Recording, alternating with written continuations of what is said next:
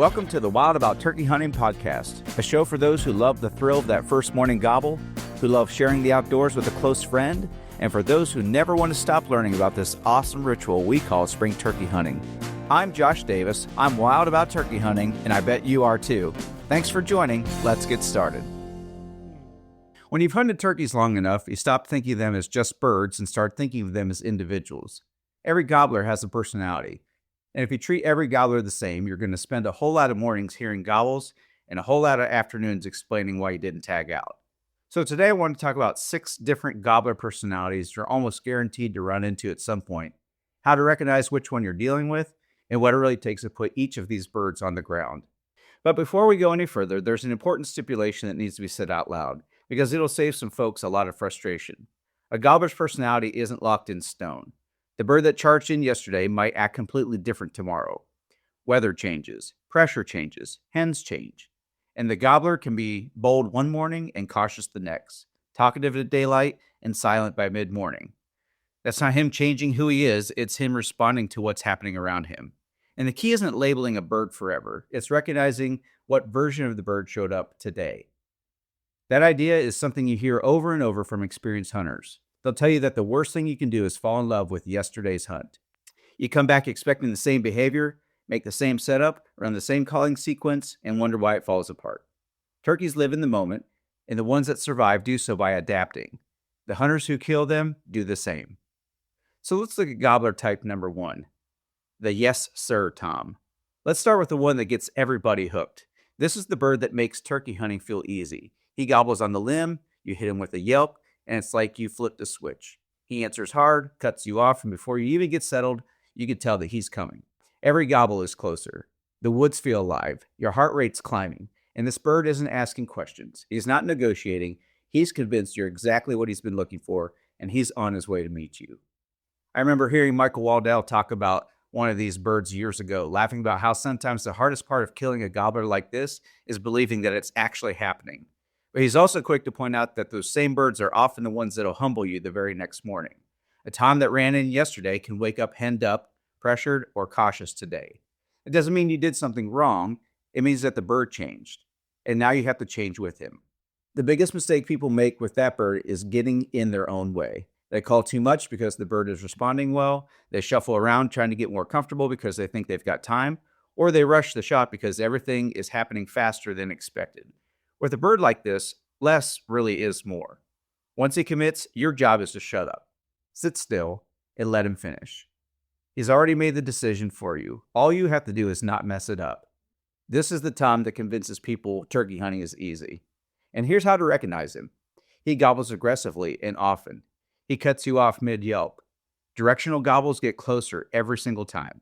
And there is no hesitation, no circling, no hang-ups. This bird is dominant, confident, and usually feels like he owns the ridge or the field edge. The biggest danger to this tom is you. You mess it up yourself. So here are the tactics to kill him. Call just enough to keep him coming. Once he commits, shut up. Expect him faster than you think and be on the gun early. If a gobbler cuts you off twice in a row, you better already be set up like he's coming, because he is. Let's talk about gobbler type number 2. Then there's the gobbler who'll test your patience more than any other, and he's the talker. This bird gobbles at everything. Hawks, woodpeckers, geese, beeping construction trucks, your calls. He's fired up, and he's all about it. The problem is he's not coming. You can yelp at him all morning long, and he'll answer every single time from the same spot. It starts to feel like a conversation, and that's where hunters get tracked. They think, man, this bird is hot, and when in reality, he's just comfortable. The talker is the one that talks your ears off but refuses to take a step closer. And everybody's got a story about this bird. And if you don't yet, you will. I once heard Will Primos describe a gobbler that answered him for nearly 2 hours from the same ridge. He said the bird gobbled at every call, every crow, every owl, and even thunder in the distance, but never closed the gap. And Will finally backed out, made a wide loop, and called one soft yelp from a new position, and the gobbler showed up 10 minutes later. The lesson wasn't all about the call. It was about pride. And that bird wasn't scared, he was comfortable. And comfortable gobblers are some of the hardest to kill unless you change the situation instead of the volume. This gobbler usually expects hens to come to him. He might be surrounded by them already, or he just may be used to being the dominant bird in that area. and calling louder or more aggressively almost never fixes the problem. In fact, it usually makes it worse. What kills this bird is changing the script. Sometimes that means calling less. Sometimes it means going quiet and letting curiosity work for you. Other times it means picking up, making a smart loop, and getting into a place where you think he's about to lose control of the situation. If you've been talking to a bird for half an hour and he hasn't closed the distance, that's not a calling problem, it's a positioning problem. The talker is all gobble, gobble, gobble, but won't commit. This bird is an absolute wreck to your emotions. He gobbles at everything, including the wind, but he will not come closer. So here's how you can recognize him. There's going to be tons of gobbling, but no movement. He stays on the same ridge or field edge. He responds instantly, but he holds his ground. And often he'll have hens, or just expects the hens to come to him. This bird isn't scared, he's just spoiled. So here's some other reasons why he won't come. He's used to the hens going to him, just like nature intended. Terrain favors him to stay put, or he doesn't need to move. So the tactics that you can use to try to kill this bird are this. Number one, change the conversation. Cut back on your calling. Maybe softer yelps or maybe long silent periods. You could try making him jealous, maybe calling from a new angle, or use scratching leaves or subtle clucks and purrs. Or you can relocate, but do it carefully. Big loops. Never straight at him, but go where he wants to go, not where he is.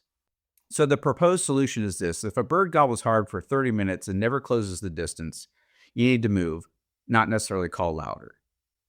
With gobbler type number 3, it's the ghost. Now let's talk about the bird that humbles even seasoned hunters, the quiet one. This gobbler might gobble once or twice on the roost and then completely shuts down. No answers, no confirmation, nothing. And a lot of hunters just assume that that bird left, and a lot of hunters stand up, start moving, or get careless. And that's exactly how this bird kills people's hunts. Because while you're assuming he's gone, he's circling silently, he's using every dip in the terrain and every tree trunk to his advantage. These birds are the reason seasoned hunters sit longer than they want to and move slower than feels necessary. I remember Eddie Salter telling a story about a gobbler that only gobbled once on the roost. And Eddie said that he set up anyway, called sparingly, and waited. And 45 minutes later, that bird stepped out silently at 30 yards. No gobble, no warning, he was just there. And Eddie's point was simple. Some of the most dangerous gobblers you'll ever hunt are the ones that stop talking. Silence doesn't mean defeat, it just often means approach. These birds are often older, pressure birds, and they've learned that they don't have to advertise their presence in order to get a hen, because they're going to end up getting killed themselves.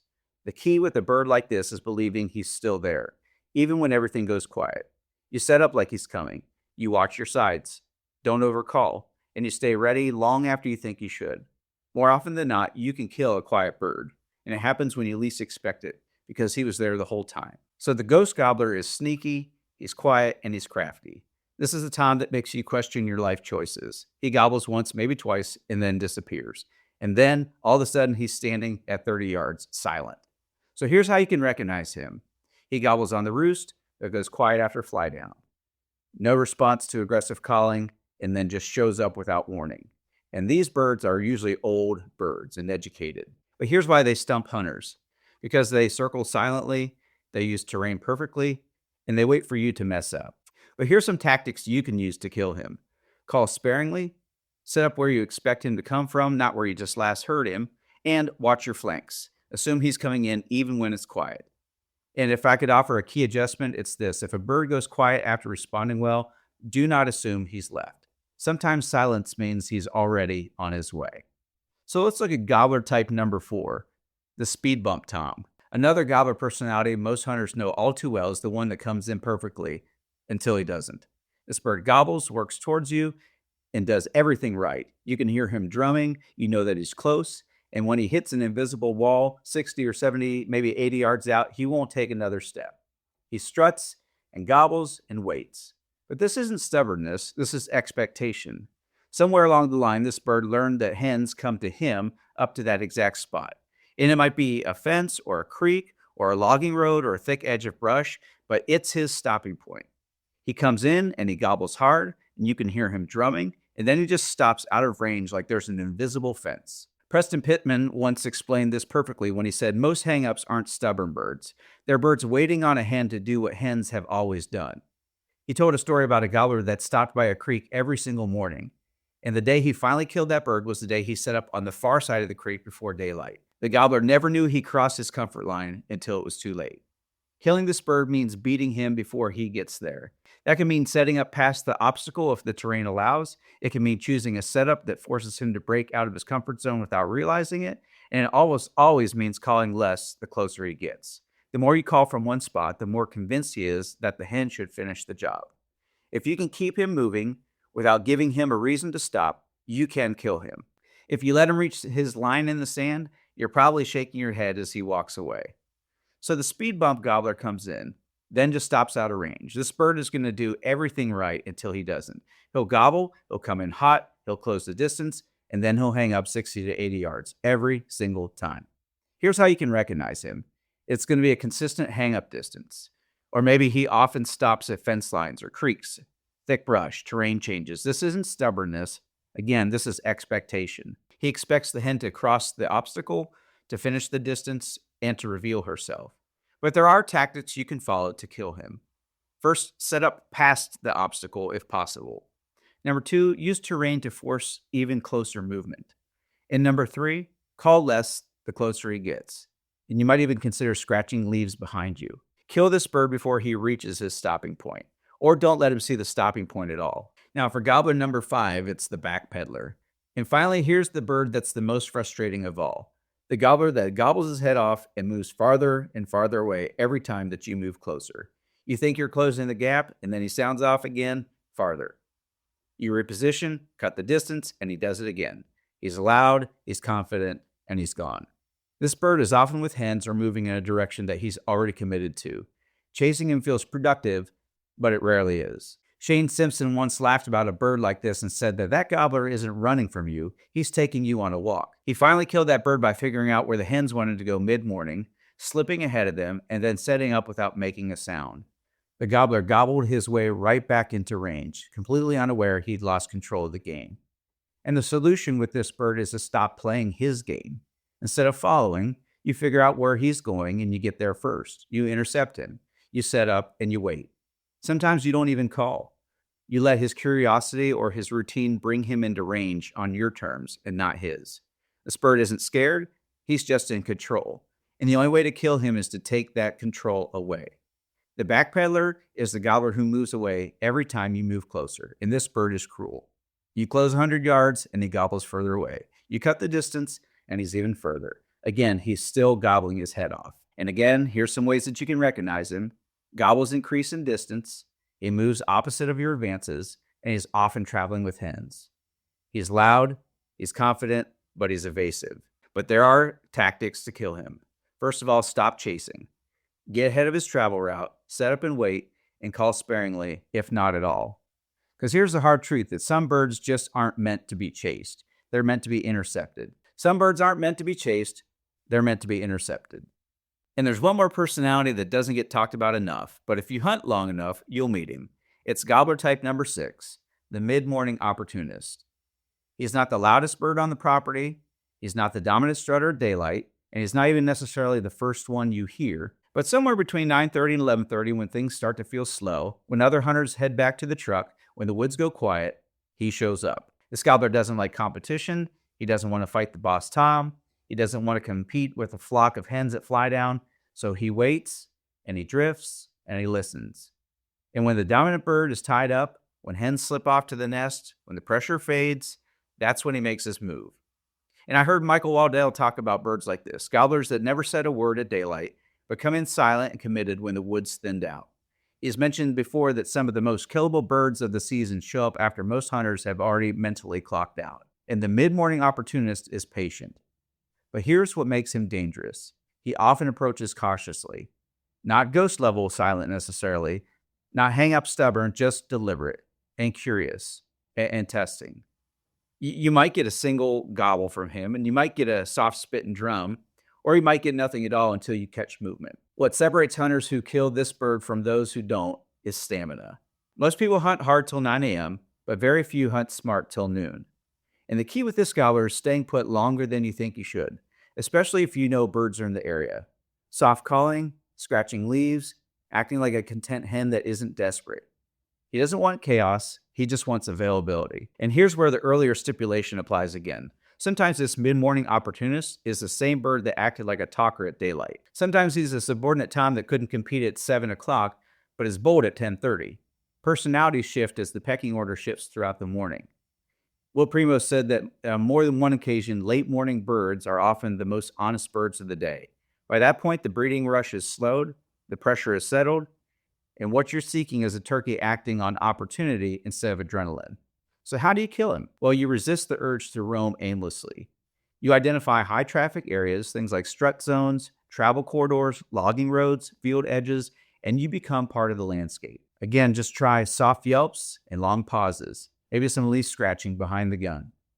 And most importantly, patience. This bird rewards hunters who don't need constant validation from gobbles to stay confident. And when he commits, he's often clean and decisive. He's not reckless like the yes sir gobbler. He's not stubborn like the hang up gobbler. He's just steady. He's the kind of gobbler that feels like he chose you. And when you boil all of this down, the biggest difference between consistently successful turkey hunters and everyone else isn't calling ability. It's recognition and decision making. The faster you identify the personality of a bird you're dealing with, the faster you can just adjust your approach. And every gobbler will tell you who he is if you're willing to listen. And not just to his gobble, but also to his behavior. When you stack all these stories together, a pattern starts to emerge. The best turkey hunters in the world aren't winning because they have all the secret calls or a magic setup. They're winning because they recognize behavior faster than anyone else. They know when to push, and they know when to sit. They know when to go quiet, and when to completely change the plan. So the next time a bird answers your call, don't just think about what call to make next. Ask yourself, who are you hunting? Who is he charging? Is he talking? Is he sneaking? Is he hanging up? Or is he leaving? Because once you know the personality, the path to killing that bird becomes a whole lot easier. Every gobbler tells you who he is by paying attention long enough. So now, when you zoom out, you've got 6 personalities. Hunting the yes sir gobbler requires momentum and discipline. Hunting the talker weighs noise versus positioning. Hunting the ghost needs patience and trust. Hunting the speed bump demands expectation and terrain. The backpedaler involves interception and not pursuit. And the mid-morning opportunist stresses stamina and subtlety. And here's the biggest truth. Sometimes one gobbler could show you all 3 of those personalities in a single week. And that's what keeps the game interesting. That's what keeps us coming back. Because turkey hunting isn't about memorizing tactics, it's about reading behavior in real time. And once you start hunting personalities instead of just gobbles, you never hear the woods the same way again. All right, so before we wrap this up, let's have a little fun with this. I want to run you through a quick personality quiz. No writing anything down, no overthinking it, just kind of go with your gut. So picture this, it's opening week. You've got a gobbler fired up on the roost, and you yelp, and he cuts you off immediately, and even double gobbles. So question 1, do you A, sit down immediately, call once more, and get the gun up because you think he's about to run you over? B, start working him hard because he sounds hot and you don't want him to lose interest? Or C, move closer before fly down because you don't trust he'll commit? If you picked A, you're thinking, yes, sir, gobbler. If you pick B, you might be creating a talker. If you pick C, you've probably been burned before. All right, next one. You've been working a bird for 30 minutes and he gobbles every time you call but hasn't moved 10 yards. Do you A, call louder and more aggressively? B, shut up completely and wait him out? Or C, back out and reposition? If you said A, that bird might own you. If you said B, you're learning patience. If you said C, you're starting to think like a chess player. All right, next scenario. A gobbler gobbles twice on the roost. He hits the ground and he goes completely silent. Be honest, do you A, assume he left and go find another bird? B, stay put and lose confidence after 15 minutes? Or C, lock in and hunt like he's already inside 100 yards? If you pick C, you've probably killed a ghost before. One more. It's 10 a.m. and the woods are quiet. Most trucks are gone. You haven't heard a gobble in an hour. Do you A, head back to the truck and grab breakfast? B, start covering ground blindly hoping to strike something? Or C, set up in a high traffic area, scratch leaves, and call soft? If you chose C, congratulations, you're hunting the mid-morning opportunist. Here's the point of all this. There isn't a right personality to hunt, and there isn't a badge for preferring aggressive birds or patient setups. But the more honest you are about how you react to these moments, the faster you'll improve. Because turkey hunting isn't about the gobbler's personality, it's actually about yours. Are you patient? Are you disciplined? Are you adaptable? Or do you panic when things go quiet? Sometimes the biggest adjustment isn't the call that you're running, it's the mindset that you're carrying into the woods. And if this episode did anything, I hope that you think differently about that. To make the most of your turkey season, I hope that you will join our insider newsletter. Serious turkey hunters don't just rely on surface level tips. And when you join the insider newsletter, you get advanced strategy breakdowns, you get bonus podcast insights that we don't release publicly, including a field guide link to this episode that breaks down tackling these 6 gobbler personalities. And it's only available to insiders, but yours is for free on the insider page when you join our newsletter. If you're committed to becoming more consistent, more strategic, and more confident each spring, this is where that growth happens. So sign up and become an insider using the link in the show notes. And I'd ask that you leave a 5-star review to this podcast, especially if it's helped you call better, think clearer, stay patient longer, or tag more longbeards. The single most powerful thing you can do is leave a 5-star review because it helps more hunters discover the show, it pushes the podcast up in rankings, and it tells me that the content is making a difference. It takes 30 seconds, but it fuels the mission. And if you're watching the video version of this on YouTube, be sure to give it a thumbs up and leave a comment letting us know what you like about this episode. Your feedback helps me know what other hunters are interested in, and your remarks will help keep this video in front of other new potential listeners. Also, I'd ask that you consider financially supporting the show. Consider making a financial contribution to support the show. Your support helps me to bring on more guests, produce deeper field research, create more resources like this guide, and expand the reach of serious turkey hunting education. And you're not just donating, you're investing in better seasons ahead. And also, would you share this podcast with other hunters? Do you have a hunting buddy who always gets hung up at 80 yards and can't close on that silent bird, or keeps chasing a gobbler that's backing away? Send him this episode. Text it in your group chat, or share it with him at hunting camp, or post it to social media. Because when more hunters think strategically, the entire community gets better. At the end of the day, turkey hunting isn't about just figuring out personalities and closing the distance or putting a tag on a longbeard. It's about early mornings when the woods wake up. It's about patience when things don't go your way. It's about humility when a gobbler outplays you. And it's about gratitude when everything finally comes together. Every bird we chase reminds us of something bigger than ourselves. The discipline to stay still, the wisdom to adapt, the patience to wait, and the awareness to listen. And those lessons don't just make us better hunters, they shape us as better men and women. Scripture reminds us that the heavens declare the glory of God. The skies proclaim the work of his hands in Psalm 19:1. And when you're leaning against a tree at daybreak, listening for that first gobble to roll across the ridge, or you're standing in the middle of something designed with intention, creation speaks.